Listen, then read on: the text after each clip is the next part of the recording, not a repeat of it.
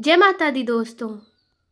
आप सभी का एक बार फिर से स्वागत है हमारे चैनल दुर्गा भक्ति मार्ग में।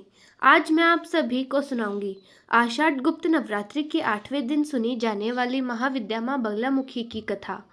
जय माँ बगलामुखी, जय आदि शक्ति। नमस्कार भक्तों, हमारे चैनल में आपका हार्दिक स्वागत है। आज आषाढ़ गुप्त नवरात्रि के 8वें दिन हम जानेंगे 10 महाविद्याओं में से 8वीं महाविद्या माँ बगलामुखी की महिमा, उनकी पावन कथा, पूजा विधि और उनके आशीर्वाद से मिलने वाले शुभ फलों के बारे में। वीडियो शुरू होने से पहले कमेंट्स में एक बार अवश्य लिखिए जय माँ बगलामुखी। माँ बगलामुखी कौन है? 10 महाविद्याओं में माँ बगलामुखी को 8वीं महाविद्या माना जाता है। माँ बगलामुखी को पीताम्बरा देवी भी कहते हैं क्योंकि उन्हें पीला रंग अत्यंत प्रिय है। उनका स्वरूप शक्ति, साहस, सत्य की रक्षा और नकारात्मक शक्तियों पर नियंत्रण का प्रतीक है। धार्मिक मान्यता है कि सच्चे मन से उनकी आराधना करने से व्यक्ति को कठिन परिस्थितियों का सामना करने का साहस और मानसिक दृढ़ता प्राप्त होती है। माँ बगलामुखी की पावन कथा। प्राचीन काल में एक बार भयंकर तूफान और प्रलय जैसी स्थिति उत्पन्न हुई।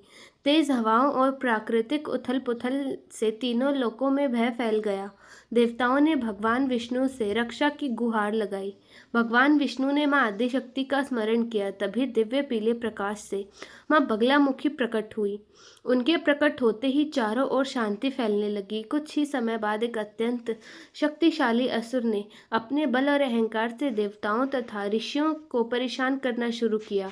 उसने अपने वरदान के बल पर धर्म के मार्ग में बाधाएं उत्पन्न की। देवताओं ने पुनः माँ बगलामुखी की सहायता मांगी और उनका स्मरण किया। माँ ने अपने दिव्य तेज और शक्ति से उस दुष्ट असुर की शक्ति को निष्प्रभावी कर दिया।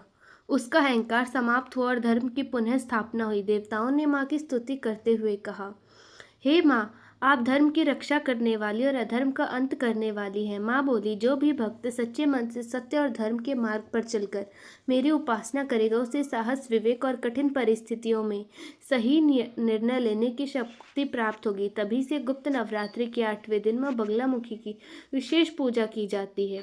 माँ बगलामुखी का संदेश। माँ हमें सिखाती है कि सच्ची शक्ति का उपयोग सदैव धर्म, सत्य और न्याय की रक्षा के लिए करना चाहिए। क्रोध, अहंकार और अन्याय से दूर रहकर सत्य के मार्ग पर चलना ही उसकी सच्ची उपासना है। 8वें दिन की पूजा विधि। गुप्त नवरात्रि के 8वें दिन प्रातः काल स्नान करके पीले वस्त्र धारण करें।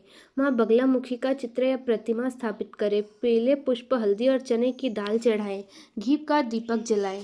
बेसन के लड्डू या पीले रंग के सात्विक भोजन अर्पित करें।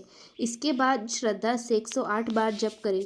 ओम ह्रीम लीम बगलामुखाय नमः। अंत में माँ से सत्य, साहस और सद्बुद्धि की प्रार्थना जरूर करें। माँ बगलामुखी की कृपा से मिलने वाले फल।